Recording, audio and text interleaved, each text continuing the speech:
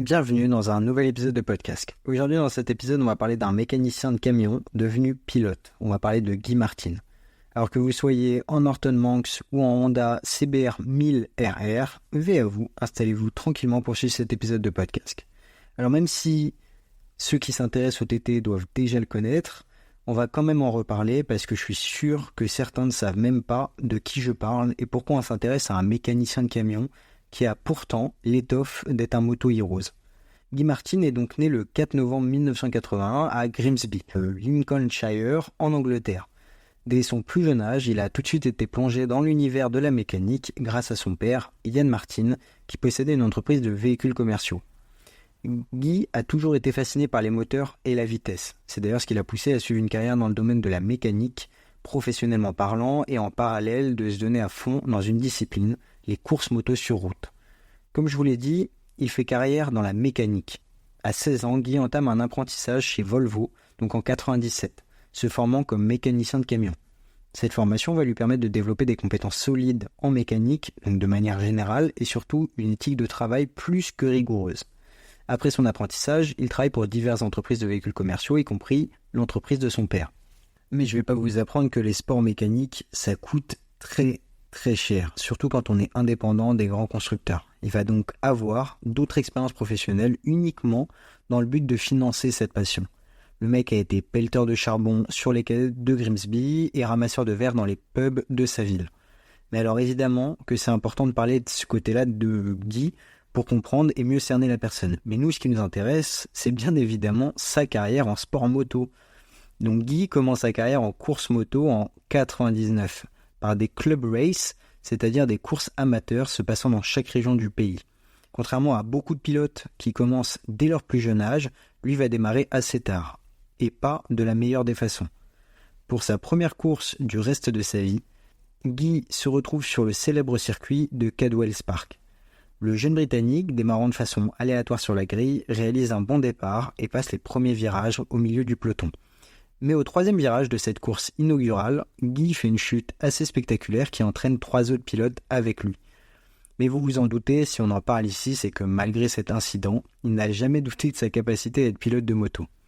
Et donc il continue à participer pendant 2 ans aux courses de club dans la nouvelle catégorie des British Superbike avec des motos Superstock de 600 cm3. Après ces événements, le pilote du Lincolnshire s'aligne sur des épreuves de niveau inférieur. Il y remportera 3 courses, dont la Senior B et la Grande Finale B.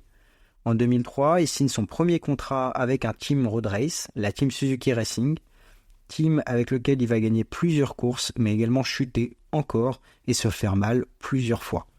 Mais bon, il prend du galon et surtout de l'expérience. Alors en 2004, Guy fait ses débuts au légendaire Tourist Trophy de l'île de Man. Vous devez forcément connaître cette course vu que j'en parle assez souvent. Mais sinon, c'est une des courses les plus célèbres et dangereuses du monde, et malgré son manque d'expérience, il impressionne par sa performance en terminant 7e. Je pense qu'on réalise pas forcément bien, mais c'est assez dingue pour un débutant au TT qui normalement a juste un objectif, survivre à la course. Là, il va réussir à se placer quand même 7e, c'est un très bon score pour la première fois où on tourne au TT. Mais c'est véritablement en 2007 où il rejoint l'équipe Idrex Honda, ce qui va marquer un tournant dans sa carrière en lui offrant des opportunités de courir avec des machines pour le coup vraiment compétitives. Et en 2009, Guy remporte sa première victoire importante au TT de l'île de Man dans la catégorie Senior TT, bien qu'il termine souvent sur le podium dans d'autres catégories. En 2010, un grave accident lors de la course Senior TT le laisse avec des blessures importantes, mais il revient encore plus déterminé que jamais. Il n'y a rien qui l'arrête, le gars.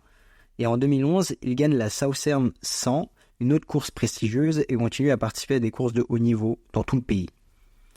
Et c'est en 2013 qu'il va gagner la Sourcen 100, mais aussi la Scarborough Gold, l'Ulster Grand Prix, et va monter sur le podium au TT et aux 24 heures du Mans moto en y terminant 2e, s'il vous plaît quand même.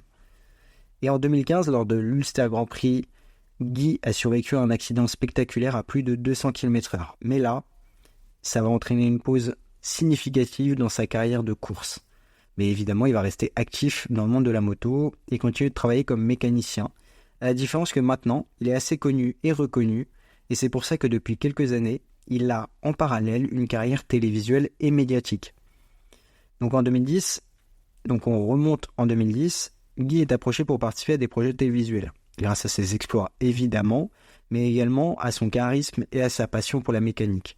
Il commence à apparaître dans des documentaires et des émissions de télévision, notamment The Boat That Guy Built et How Britain Worked, où il explore et répare des machines industrielles historiques. Je me rends compte qu'il faut vraiment que j'arrête de prendre des pilotes anglais ou anglophones, parce que les noms des émissions et mon accent anglais est vraiment à la ramasse. Mais bref, il va également être le sujet principal du film documentaire Tourist Trophy, la course de l'extrême, sorti en 2011. Documentaire que je vous recommande extrêmement. Je crois qu'il est dispo sur YouTube, peut-être je le mettrai dans la description, tellement il est beau et passionnant. Enfin, je crois que c'est en partie grâce à ce documentaire que j'ai pour objectif d'aller au moins une fois dans ma vie sur cette île de Man.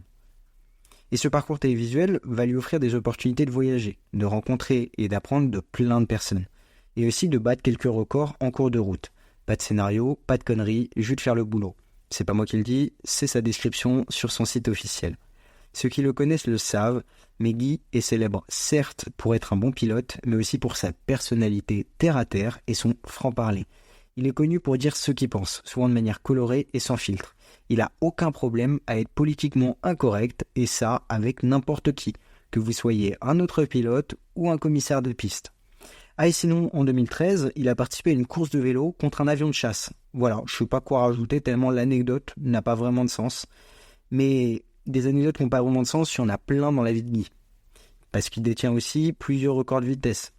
En 2004, pour sa première participation au Tourist Trophy, il bat le record des newcomers, les pilotes qui courent pour la première fois, avec une moyenne de 196,5 km/h de moyenne au tour. Excusez-moi, mais c'est monstrueux. Hein.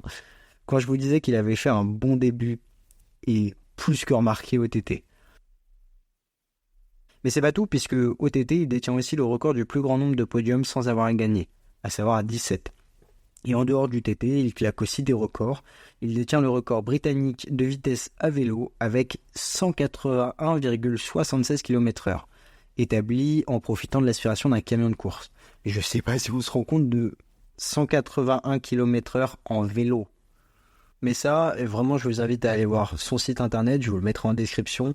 Il y a énormément de records qu'il a à son nom. Et en tout cas, il a fait énormément de vidéos où il fait des trucs complètement loufoques et un peu de jackass, mais juste dans la vitesse. Alors, à 2 roues, mais aussi à 4 roues, et même sans roues, c'est-à-dire avec un overboard. Enfin, vraiment, et son site internet est rempli de vidéos où il fait n'importe quoi. Concrètement, il bat des records et il va super vite tout le temps. Et alors, comme je vous ai dit, depuis 2015, il a fait une pause de Tourist Trophy, mais continue son parcours dans le monde de la moto. Et en dehors de son travail de mécanicien, il possède également une entreprise d'ingénierie, où il construit lui-même des moteurs pour des équipes de course moto. Et Guy est aussi maintenant passionné par le motocross et le trial. Et au-delà de toutes ces tâches, il travaille actuellement à devenir le premier homme à atteindre 300 miles par hour, ce qui vous donne, accrochez-vous bien, environ 480 km/h sur une moto. C'est vraiment impensable. Voilà, c'est pour toutes ces raisons qu'il est facile de le sacrer Moto Heroes.